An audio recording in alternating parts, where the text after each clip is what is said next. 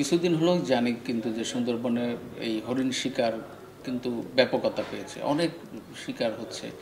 আপনারা পত্রপত্রিকা, TV channel এগুলো কিন্তু এসেছে।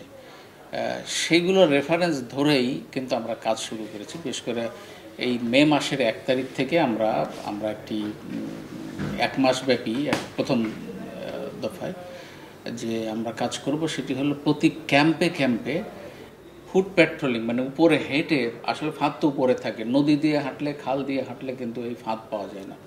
আমাদের স্টাফদেরকে আমরা সেভাবে গাইড করছি, তারা হেঁটে হেঁটে সারিবদ্ধভাবে পাশাপাশি হেঁটে জঙ্গলের এক ধার থেকে শুরু করে আরেক ধারে যাচ্ছে, এবং সেটি কিন্তু প্রচুর ফাঁদ পাচ্ছে। আমরা কিন্তু ফাঁদ এরকম আসলে ব্যাপকতা হয়েছে যে আমরা 6 বস্তা ফাঁদ, 1 কিলোমিটার ফাঁদ, হাফ কিলোমিটার লম্বা ফাঁদ, এরকম 500 মিটার, 300 মিটার ফাঁদ আমরা অহরহই পাচ্ছি, এবং আমাদের স্টাফরাই কিন্তু তুলছে।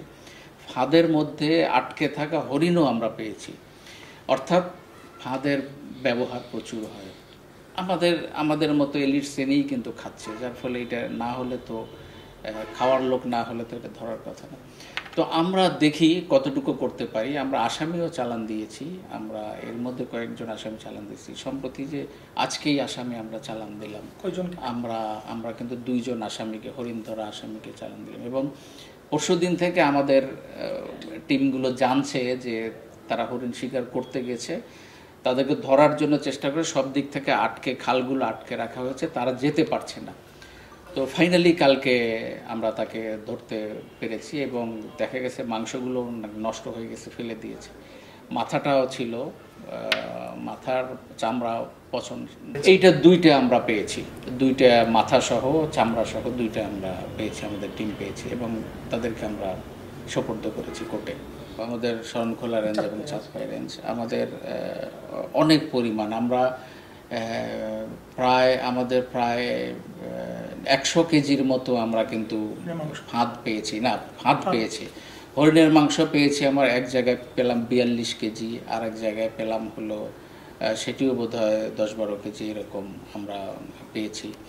আমরা কিন্তু এই শুধু হরিণ শিকার বন্ধেই কাজ করছি না, আমাদের আরেকটি জিনিস আছে, যে কোনো বন্যপ্রাণী এবং বিষ দিয়ে মাছ ধরাটাকে কিন্তু আমরা কিন্তু প্রায়োরিটিতে নিয়েছি, এবং এ কিন্তু মামলা আমরা করেছি, এবং বিষ দেওয়া মাছ কিন্তু আমরা ধ্বংস করেছি, কোর্টকে জানিয়ে অবহিত করে। এই কাজগুলো আমরা করছি। সুন্দরবনে আমাদের স্টাফরা থাকে, বাইরের থেকে লোক যাচ্ছে, এটা কিন্তু বাইরের লোক কিন্তু তাদের ইনফরমেশান নেই, কিন্তু আমরা অনেকগুলো ধরছি, ম্যাক্সিমাম কিন্তু তাই।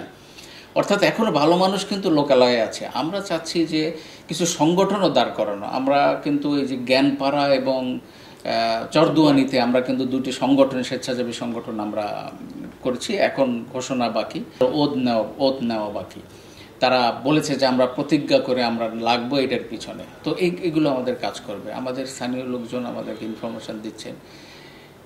আমাদের এলিট শ্রেণীর মধ্যেও অনেক মানুষ আছে, কিন্তু বেশিরভাগ মানুষ কিন্তু আসলে পছন্দ করে না হরিণের টিকার হোক, কিন্তু এই যে চক্র যেগুলো, এগুলো সংখ্যায় কম কিন্তু দুষ্ট প্রকৃতির।